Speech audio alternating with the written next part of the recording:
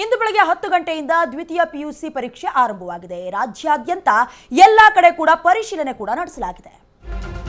ಇಂದಿನಿಂದ ದ್ವಿತೀಯ ಪಿಯುಸಿ ಪರೀಕ್ಷೆ ಆರಂಭವಾಗಿದೆ.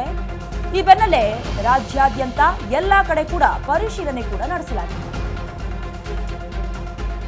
ಬೆಂಗಳೂರಿನಲ್ಲಿ ಶಿಕ್ಷಣ ಸಚಿವ ಮಧು ಬಂಗಾರಪ್ಪ ಸ್ಟೇಟ್ಮೆಂಟ್ ಕೊಟ್ಟಿರೋದು, ಧೈರ್ಯವಾಗಿ ಪರೀಕ್ಷೆ ಬರೀರಿ ಅನ್ನೋದು ನನ್ನ ಸಲಹೆ. ಇವತ್ತು ಕನ್ನಡ ಹಾಗೆ ಅರೇಬಿಕ್ ಪರೀಕ್ಷೆ ನಡೀತಾ ಇದೆ. ಹಾಗಾಗಿ ಡಿಸಿಗಳು, ಸಿಇಒಗಳು ವೆಬ್ ಕಾಸ್ಟಿಂಗ್ ಪರಿಶೀಲಿಸ್ತಾ ಇದ್ದಾರೆ. ಮಂಡ್ಯದಲ್ಲಿ ವೆಬ್ ಕಾಸ್ಟಿಂಗ್ ಸೆಂಟರ್ಗೂ ಕೂಡ ಪರಿಶೀಲನೆ ನಡೆಸ್ತೀನಿ ಅಂತ ಹೇಳಿದರು.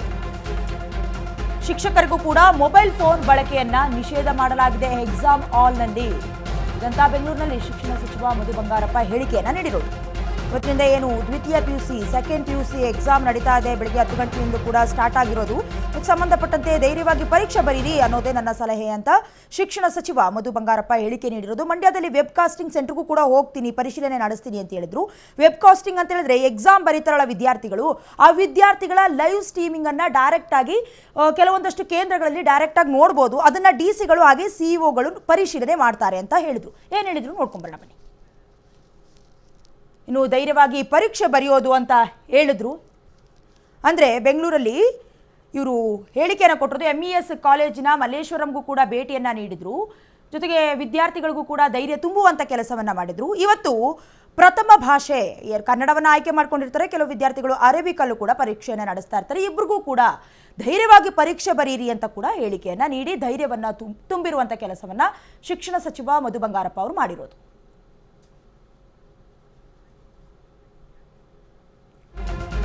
ಮಾರ್ಚ್ 22ರಂದು ಕರ್ನಾಟಕ ಬಂದ್ಗೆ ಕರೆ ನೀಡಲಾಗಿದೆ. ಇದರ ಹಿನ್ನೆಲೆ ಬೆಂಗಳೂರಲ್ಲಿ ಶಿಕ್ಷಣ ಸಚಿವ ಮಧು ಬಂಗಾರಪ್ಪ ಪ್ರತಿಕ್ರಿಯೆ ನೀಡಿದ್ದಾರೆ.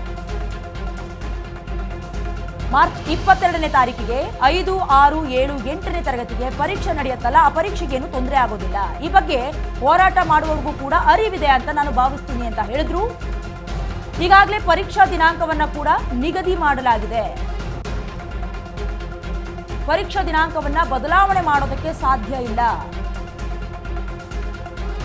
ಹೋರಾಟಗಾರರಿಗೆ ನಾವು ಮನವಿಯನ್ನ ಮಾಡ್ಕೊಳ್ತೀವಿ ಅಂತ ಸಚಿವ ಮಧು ಬಂಗಾರಪ್ಪ ಹೇಳಿದರು. ಇನ್ನು ಮಾರ್ಚ್ 22ನೇ ತಾರೀಕು ಬಂದ್ ಆಗತ್ತೆ ಕರ್ನಾಟಕ. ಅದು ಕೂಡ ಬೆಳಗಾವಿಯ ಕಂಡಕ್ಟರ್ ಮೇಲಿನ ಹಲ್ಲೆಯನ್ನ ಖಂಡಿಸಿ ಸಾರಿಗೆ ಸಂಸ್ಥೆಯವರು ಬಂದ್ಗೆ ಕರೆ ನೀಡಿದ್ದಾರೆ. ಇದರ ವಿಚಾರವಾಗಿ ಮಾರ್ಚ್ 22ನೇ ತಾರೀಕಿಗೆ 5, 6, 7, 8ನೇ ತರಗತಿಗೆ ಪರೀಕ್ಷೆ ನಡೆಯುತ್ತಲ್ಲ, ಆ ವಿಚಾರವಾಗಿ ಬೆಂಗಳೂರಲ್ಲಿ ಶಿಕ್ಷಣ ಸಚಿವ ಮಧು ಬಂಗಾರಪ್ಪ ಪ್ರತಿಕ್ರಿಯೆ ನೀಡಿದ್ದಾರೆ. ಏನ್ ಹೇಳಿದ್ದಾರೆ ನೋಡ್ಕೊಂಡು ಬನ್ನಿ.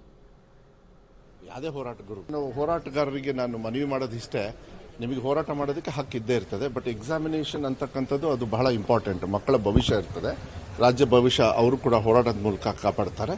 ಮಕ್ಕಳ ಭವಿಷ್ಯಕ್ಕೆ ಯಾವುದೇ ಥರದ ಅಡಚಣೆ ಅವ್ರು ಮಾಡೋದಿಲ್ಲ ಅಂಥೇಳಿ, ನೀವು ಎಕ್ಸಾಮಿಗೆ ಹೋಗಬೇಡ ಅಂಥೇಳಿ ಯಾವುದೇ ಹೋರಾಟಗಾರರು ಕೂಡ ಮಕ್ಕಳಿಗೆ ಹೇಳೋದಿಲ್ಲ. ಅದು ನನಗೆ ಗೊತ್ತಿದೆ.